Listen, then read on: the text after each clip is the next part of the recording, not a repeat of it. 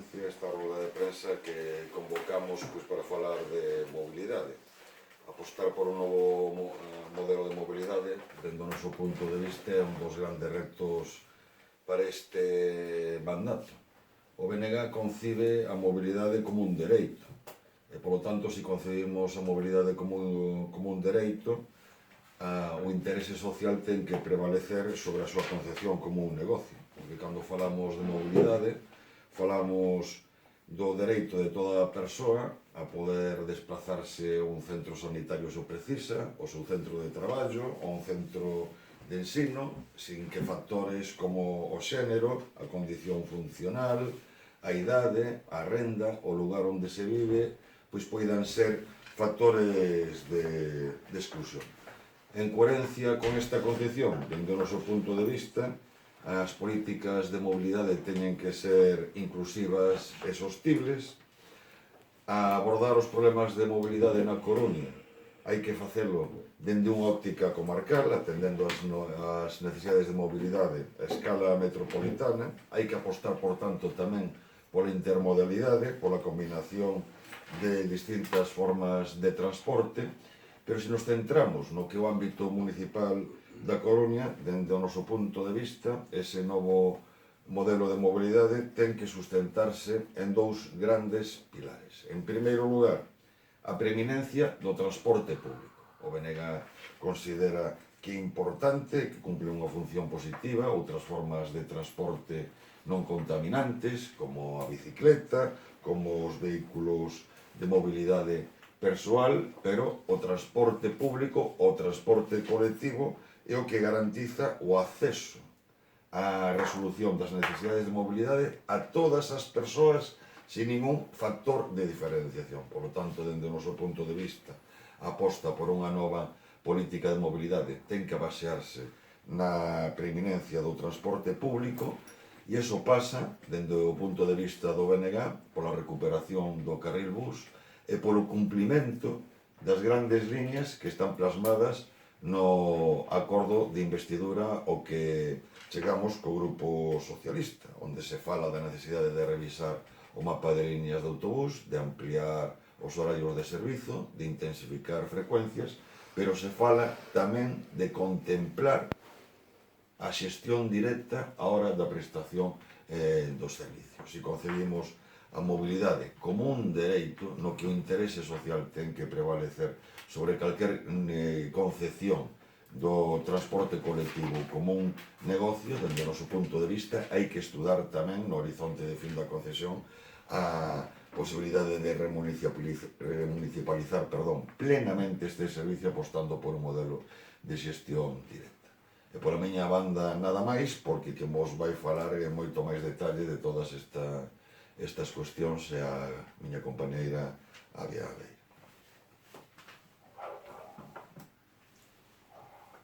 Ben, pois efectivamente temos un acordo asinado co Partido Socialista, un acordo no que ademais está ben marcado no horizonte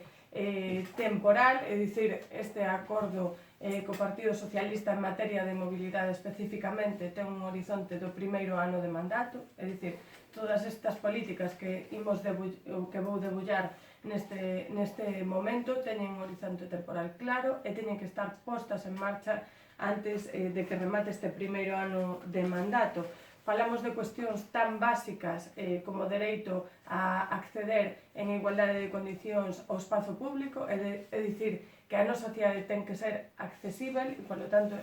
temos que poder visibilizar neste primeiro ano de mandato políticas que fagan que fagan efectivamente esta cidade máis accesible, tendo en conta, ademais, un diálogo continuo co asociacionismo, co Grupo de Accesibilidade de Coruña, porque son realmente quen coñecen e quen padecen, ademais, a falta de accesibilidade na nosa cidade. Recolle tamén o acordo co Partido Socialista un impulso á creación de novas áreas peonís, polo tanto, neste primeiro ano de mandato tamén queremos ver como se amplían as zonas peonís na nosa cidade e como, ademais, estas zonas peonís se vixilan para que realmente sexan accesíveis e realmente sexan zonas para os peóns e non zonas de aparcamento así pois irregular, non? Como está acontecendo pois en zonas como Ángel Senra ou outras zonas nas que realmente o feito de que sexan zonas peonís sen vigilancia e sen control da policía local, pois ás veces converten iso en aparcadoiros irregulares e polo tanto hai que vixiar esas novas áreas peonís.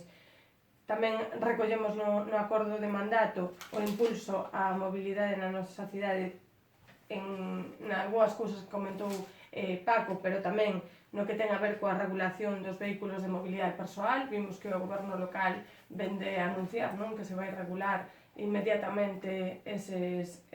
vehículos de mobilidade persoal, nomeadamente os patinetes. Ben, nos creemos que antes de rematar o ano ten que facerselle xa unha proposta ao pleno do Concello da Coruña desa nova ordenanza de mobilidade. Por lo tanto, pedimos desde aquí que antes de decembro xa se leve ao pleno do Concello da Coruña esa nova ordenanza de mobilidade, que non só ten que regular os vehículos de mobilidade persoal, senón tamén o uso da bicicleta na nosa cidade, tamén o uso de diferentes